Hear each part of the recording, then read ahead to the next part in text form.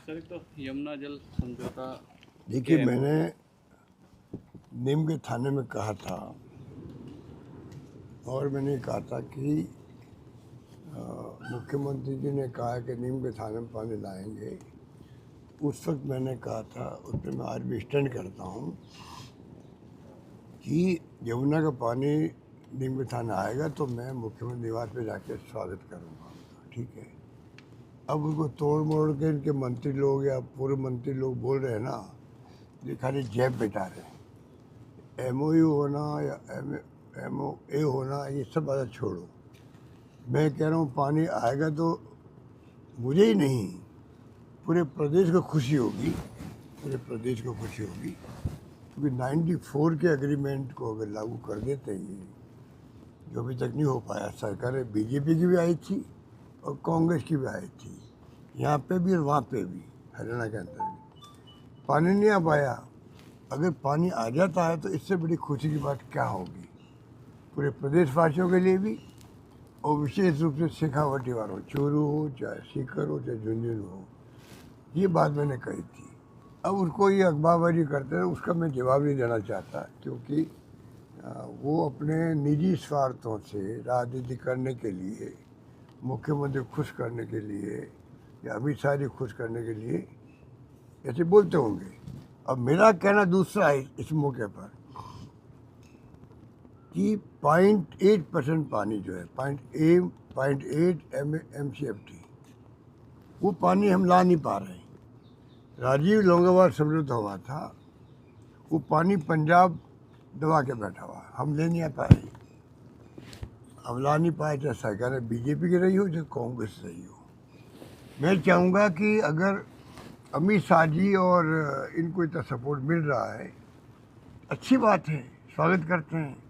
अगर अमित शाह जी इतना इंटरेस्ट ले रहे हैं और भी खुशी की बात है, पर तब मैं मानूंगा तब वो जो 0.8 MCFT पानी जो है पंजाब इंदिरा गांधी कैनाल का भी है, वो पानी जो है, जो हमारा एग्रीमेंट है, वो पानी हमें मिल जाए वहाँ से, तो राजस्थान के किसानों का चाहे गंगानगर हो चाहे हनुमानगढ़ हो, बीकानेर हो या जैसलमेर हो, पूरे पट्टी को फ़ायदा मिलेगा उससे। बल्कि पीने का पानी जो मिल रहा है हम सबको, तो ये भाखड़ा का, गंग कैनाल का और इंदिरा गांधी कैनाल का, ये तमाम पानी जो हमारा हक बनता है वो हम समय पर लें। हमारी लापरवाही जो होती है, अभी लापरवाही की सरकार ने, अब उसके कारण से जो वहाँ पर पानी रोका गया, जो हर साल रोकते हैं वो रिपेयर के नाम पे, वो पानी चालू होने के बाद भी अभी तक जोधपुर में नहीं आ पा रहा पीने के पानी। 3 दिन पहले मैं जाके आया वहाँ पर, लोग तरस से जोधपुर के लोग अभी भी। ये लापरवाही है। हमारे वक्त में भी, चाहे सरकार बादल की हो चाहे किसी की हो, चाहे कैप्टन साहब की हो, हमने हमेशा भी उनसे बातचीत करी समय पर। बादल साहब से बातचीत करी, हमारे विपक्ष में थे वो, तभी राजस्थान की किसानों को पानी की कभी कमी नहीं आने दी हम लोगों ने। अब अभी त्राई त्राई मची हुई है वहाँ पर हनुमानगढ़ में भी और गंगानगर। रोज़ लोग आते हैं मुझसे मिलने के लिए, बहुत तकलीफ में वो लोग हैं, पीने के पानी को लेके भी और सिंचाई को लेके भी।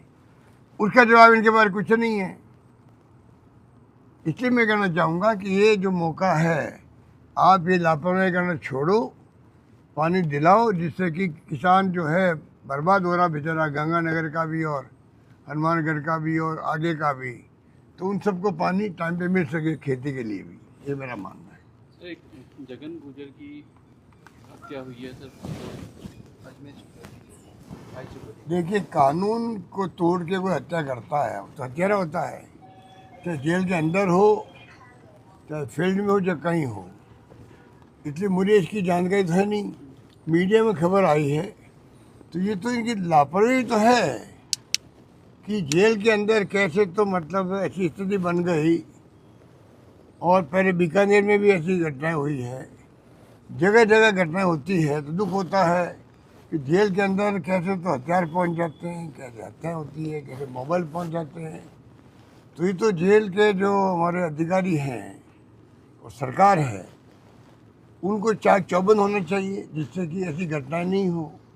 कानून अपना काम करे, कानून चाहे जगन गुजर या कोई हो, अपना काम करे, परंतु इस प्रकार से अगर हत्या होती है आपस के अंदर ही, तो कल उसने मारा, कल उसको और कोई मार देगा मान लीजिए, तो ये चलता रहेगा क्या सिलसिला?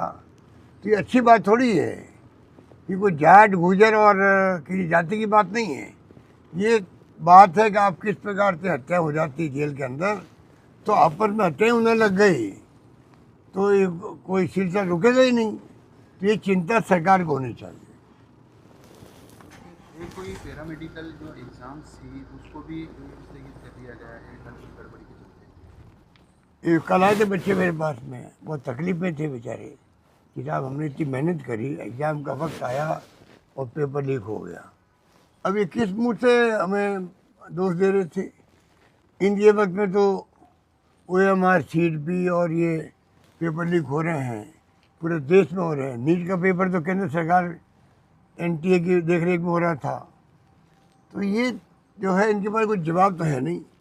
हमें बदनाम करने का पूरा इन्होंने षड्यंत्र किया था चुनाव में, उसमें कामयाब हो गए थे। अब जनता के सामने एक्सपोज हो गए, ये बोलने की स्थिति में नहीं रहे।